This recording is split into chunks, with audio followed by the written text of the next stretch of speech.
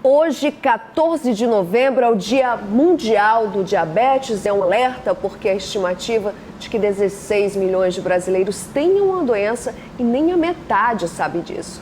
Vamos entender mais sobre o diabetes aqui com o médico oftalmologista, especialista em retinopatia diabética, o doutor Álvaro Bruno Botentuy. Boa noite, doutor. Bem-vindo aqui ao Jornal da Guará. Boa noite, Bianca. É uma honra estar aqui nesse dia tão especial aqui na sua presença, podendo te falar de um tema tão importante como o diabetes. Geralmente quando fala assim diabetes, as pessoas imaginam o médico generalista, o endocrinologista, ou falar com o nutrólogo, o nutricionista para falar de todo aquele plano alimentar. Mas eu estou com um médico oftalmologista.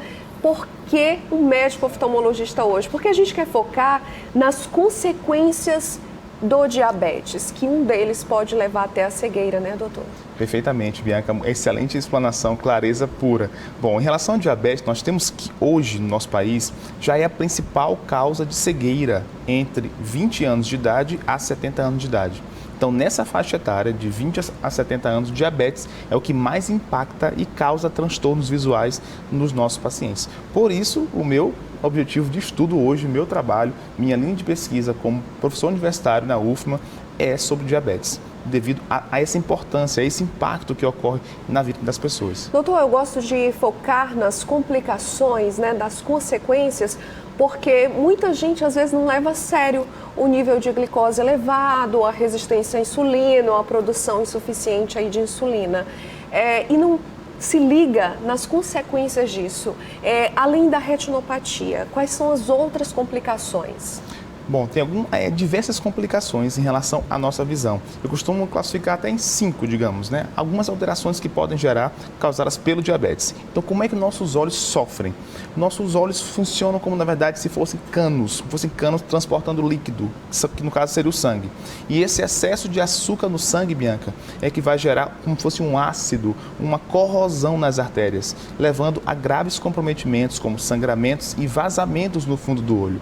Então, hoje, nós podemos classificar aqui de forma bem clara para você que está aí nos ouvindo, que a catarata, que é a principal causa de cegueira também na população mais idosa, ela é acelerada pelo processo de diabetes. Ou seja, você que está aí nos ouvindo, quem tem diabetes, tem 2 a 4 vezes mais chance de ter catarata mais cedo, mais precocemente, do que a população que não tem diabetes.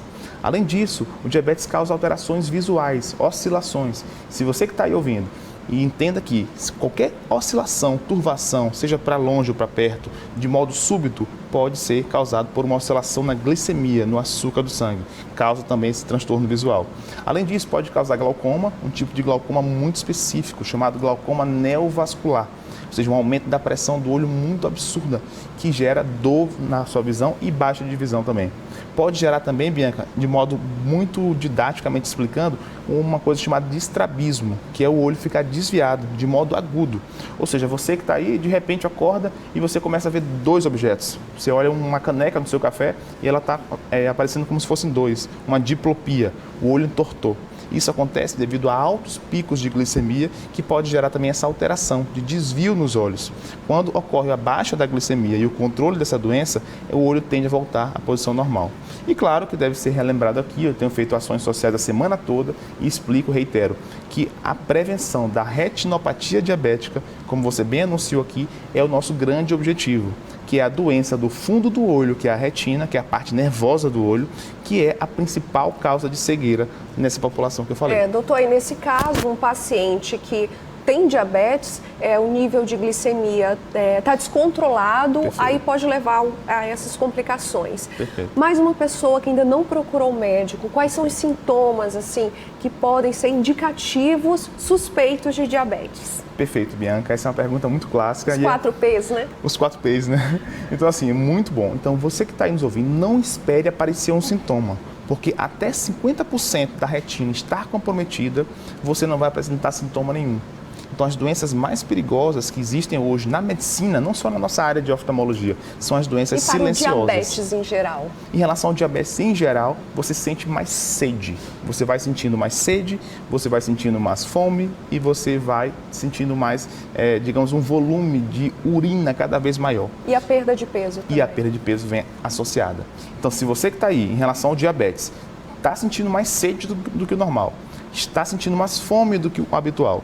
Ou então, o seu volume de urina está cada dia maior e você, associado a isso, está perdendo peso, você classicamente tem os principais sintomas indicativos de que você pode ter diabetes. Agora, em relação à visão, é assintomático. Inicialmente, as pessoas não sentem nada até procurar o médico para saber se tem alguma alteração no fundo do olho. Doutor, diabetes é possível prevenir? Sim, tem 3 tipos de diabetes, basicamente. O diabetes tipo 1, que é aquele da infância e da adolescência, esse eu costumo dizer assim, não tem como prevenir porque ele é uma questão genética. Você nasce programado para ter esse problema, infelizmente. Tem tratamento e você consegue ter uma vida muito tranquila.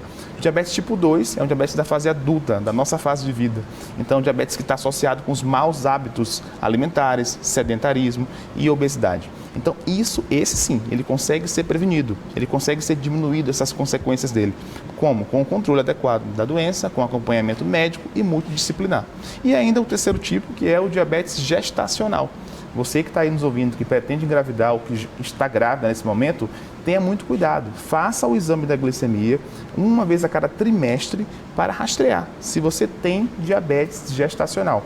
Se tiver, merece um acompanhamento adequado até o parto. Doutor, hoje a gente sabe que muita gente tem acesso àquele equipamentozinho que fura o dedo, que faz a glicemia capilar, né? Perfeito. Quando é que ele é um indicativo muito sério de que deve alertar a pessoa em casa? Porque nem sempre, geralmente, deu um alto nível de glicose, quer dizer que a pessoa tem diabetes, né? Sim. Existe muito erro também. Inclusive, quando você for fazer o teste da glicemia, você precisa limpar bem o dedo, porque, por exemplo, se você tiver tomado suco e ficou um pouquinho de suco no seu dedo e você fizer o exame, vai dar um falso positivo. Vai dar uma glicemia alta, não porque você tem o açúcar alto, mas porque ficou um pouquinho de suco aqui no seu dedo. Então aqui vale também a orientação, Bianca, para que a população que nos ouve faça essa higienização antes de fazer a furada do dedo, para que não haja esse falso positivo. Mas o teste mesmo ideal para avaliar a glicemia é o teste da glicemia do sangue. E aqui vale a pena chamar a atenção para um exame fundamental, Bianca, que não pode ser esquecido. Se você tem aí, ele serve tanto para diagnosticar o diabetes, quanto para acompanhamento depois de já diagnosticado, que é a chamada hemoglobina glicada. Grave esse nome, pessoal. Hemoglobina glicada. É o principal exame hoje em dia, porque ele tira uma média dos últimos 3 meses da sua glicemia e ele dá um resultado em percentual.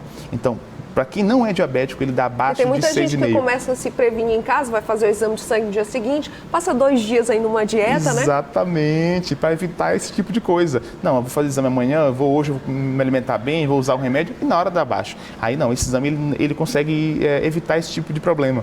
Então, se der abaixo de 6,5, Bianca, não é diabético. Então, se acho der que quem está assistindo agora ao Jornal da Guará já decorou esse nome, hemoglobina glicada. Perfeito. E vai conversar com o seu médico. Exatamente. E nem precisa estar em jejum, Bianca, para fazer. Você pode amanhã é feriado, mas segunda-feira mesmo, sábado, já fazer o exame e aí você pode depois levar para o seu médico, mais próximo da sua casa, para poder detectar se você tem ou não tem esse problema. Doutor, muito obrigada pela sua presença aqui. Parabéns pela ação aí que o senhor tem feito também, atividades voluntárias, atendimentos voluntários durante esse mês. Muito obrigada pela sua presença aqui e os esclarecimentos também. Bianca, muito obrigado assim, por tudo, pela sua recepção, pelo convite para estar aqui no Jornal da Guará nesse momento. Essa semana fizemos os atendimentos na segunda-feira no Maiobão, na terça-feira em Pinheiro, quarta-feira aqui mesmo em São Luís e hoje no Shopping São Luís. Estou vindo de lá agora e vou voltar para lá agora até 10 da noite, atendimento com exames de glicemia, orientações, palestras educativas para quem mais precisa. Muito obrigado. Obrigada. Estou às ordens.